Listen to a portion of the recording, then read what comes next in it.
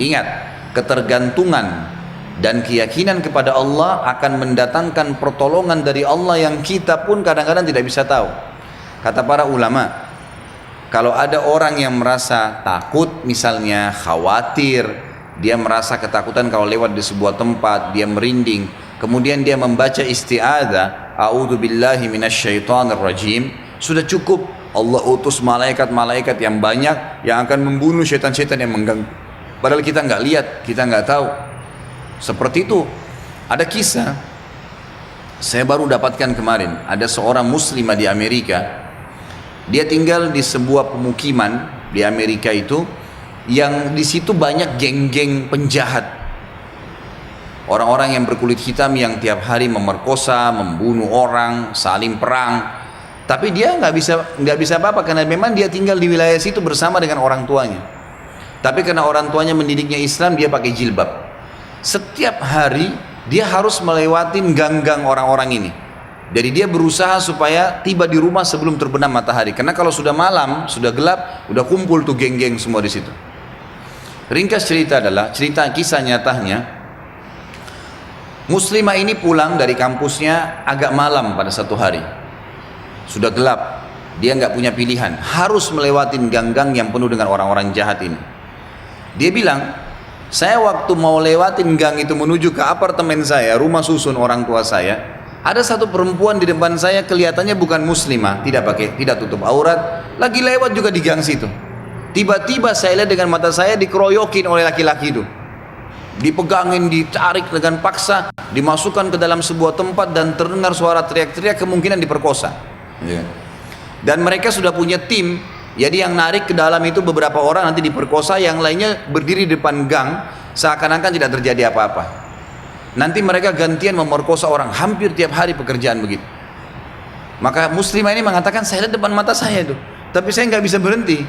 Saya mau kemana? Mau ke kampus sudah tutup, mau ke tempat teman-temannya jauh, rumahnya tinggal beberapa langkah, harus dilewatin. Dia bilang, lalu saya berdoa kepada Allah, ya Allah, sebagaimana aku meyakini kamu ada, kamulah yang telah memerintahkan aku untuk menjaga kehormatanku, jagalah kehormatan ini. Dia bilang, lalu saya bertawakal, jalan aja sudah, apa yang terjadi terjadi, karena nggak ada opsi. Dia bilang, sementara saya lewat di depan mereka, geng-geng ini banyak orangnya, bukan satu dua orang, banyak orang di situ, mungkin lebih daripada 10 orang, tidak satu pun yang mengganggu saya. Nggak satu pun mengganggu saya. Dan waktu saya lewat, mereka pada buang muka. Orang-orang ini pada buang muka. Saya jalan sampai melewatin gang itu. Kebetulan rumah orang tua saya berhadapan dengan kantor polisi. Lalu saya datang kantor polisi itu, lalu saya berkata, tadi ada kejadian begini, ada perempuan diperkosa di sebelah sana. Polisi pun akhirnya menerima laporan tersebut, lalu memeriksa, karena dekat, betul terbukti ditangkap, masih ada perempuan tadi dan memang diperkosa, akhirnya ditangkap semua di penjahat-penjahat nih. Sementara ditangkap, dia bilang, waktu masuk di kantor polisi, mereka tahu saya yang lapor, saya pakai jilbab ada di situ. Tapi mereka setiap lihat saya pasti buang muka. Kayak orang, bukan buang muka karena marah ya, kayak orang yang ketakutan melihat saya, dia bilang. Sampai masuk di penjara semua. Sudah terungkap masalah itu, dia bilang, saya penasaran. Saya bilang sama polisi setelah itu, bisa nggak saya sebelum pulang, saya mau temuin penjahat-penjahat itu. Kata polisi, silahkan. Datang ke sana, dikawal. Dia datang, dia tanya, waktu dia bilang saya masuk ke penjara, semuanya pada tunduk, gak ada yang berani lihat saya. Saya jadi bingung, ada apa sebenarnya, gitu kan? Saya seorang wanita cuma pakai jilbab. Ini penjahat-penjahat terkenal tiap hari perkosa orang, tiap hari bunuh orang, nggak ada yang ditakutin, gitu kan? Maka saya bertanya, saya mau tanya, saya yang ngelaporin kalian, gitu kan? Maka semuanya ada satu orang yang menjawab mengatakan, kami tahu kalau kamu yang melaporin, gitu kan? Terus kata si perempuan ini, kalian tidak marah dengan saya? Karena ini nanti ke depannya siapa tahu mereka lepas dendam. Nggak ada yang nyaut, diam aja semuanya.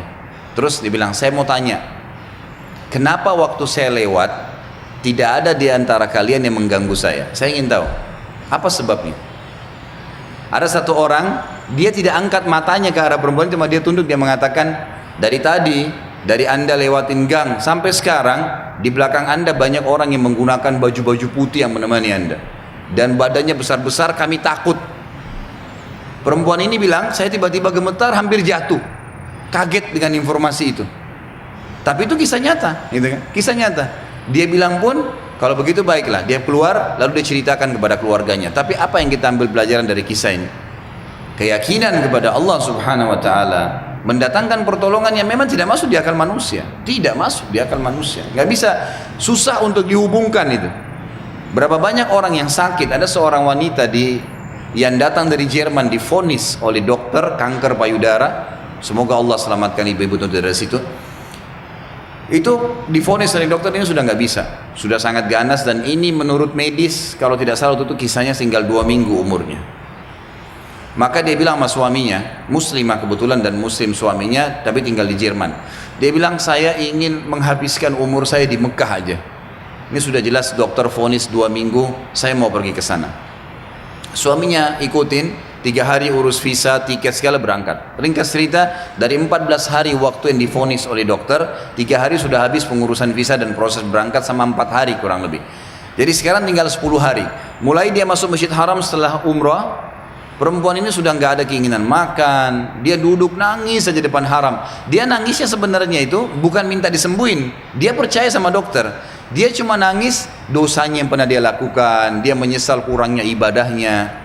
Setelah 4 hari berjalan dari 10 hari sisa, dan ini dia akan tinggalkan Mekah hari ke 6 hari dari setelah, jadi tinggal 2 hari lagi. Dia pun didatangi oleh salah satu marbot masjid, wanita muslimah pakai cadar. Di Masjid Haram memang ada petugas-petugas wanita ngatur saf pakai cadar, dekatin dia, tanya dalam bahasa Inggris, kamu siapa, cerita, kenalan lah. Kemudian diceritakanlah kisah dia. Si muslimah marbot masjid ini yang umurnya masih sangat muda tersenyum lalu berkata, wahai saudariku, kenapa kau begitu yakin dengan vonis dokter? Bukankah ada orang yang sehat juga mati? Bukankah juga ada orang yang sakit mati? Kalau ajal sudah datang, Allah SWT panggil pasti mati. Kamu ikhtiar apapun tetap sama.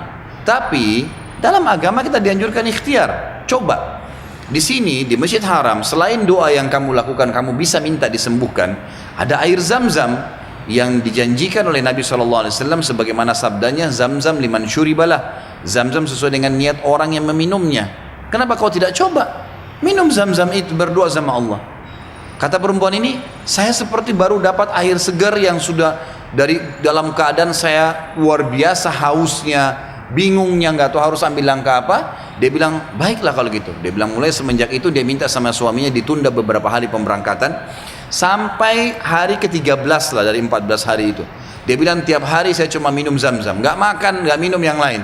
Tiap hari sambil berdoa kepada Allah Subhanahu wa taala. Pasrah udah, apa yang terjadi sudah berdoa sama Allah. Hari ke-13 dari 14 hari itu dia pulang ke Jerman. Dari bandara langsung ke tempat dokter, telepon dokternya sudah siapin ruangan ICU, mau dicek segala macam dan seterusnya. Begitu tiba di sana, dicek, difoto, dokternya kaget. Hilang semua, kanker itu hilang total, nggak ada sama sekali. Lalu kemudian dokternya didudukin dia sama suaminya, dia tanya, Anda ini selama 2 minggu kemana saja? Orang ini Nasrani, Katolik dokternya. Dan kebetulan dokter ini sudah lama mau masuk Islam. Hikmah-hikmah yang luar biasa terjadi. Maka dia mengatakan, dari mana Anda selama 2 minggu, berobat ke siapa? Dokter siapa? Obat apa yang diminum? Dia bilang tidak ada. Kami seorang muslim dan kami berangkat ke Mekah, saya minum air Zam-Zam, gitu kan. Dan saya berdoa sama Tuhan saya untuk disembuhkan. Kata dia, selamat. Kanker ini belum pernah dalam sejarah dokter bisa sembuh, tapi ini hilang sama akar-akarnya, gitu kan. Si perempuan tersebut menangis, suaminya menangis, bersyukur sama Allah. Yang anehnya, yang luar biasa pada saat itu si dokter mengatakan, Bapak Ibu perlu tahu, dikeluarin Quran terjemahan dalam bahasa Jerman dari lacinya. Dia bilang, saya sudah pelajari Islam 10 tahun. Saya ingin mencari sesuatu yang menyentuh hati saya supaya saya mau ngandut Islam. Tapi belum ada sesuatu yang berat. Tapi kejadian ini karena bidangnya dia tahu, dia spesialis kanker payudara. Dia mengatakan ini ya sudah cukup membuat saya syahadat. Maka dia syahadat lagi. Maka kita bisa lihat bagaimana keyakinan yang sedang kita bahas ini bukan main-main. Ini cuma contoh sebagian kecil ya. Terlalu banyak contoh yang seperti ini, terlalu banyak keajaiban-keajaiban yang luar biasa. Mudah-mudahan pada saat terlintas kisah apa saya akan sebutkan nanti.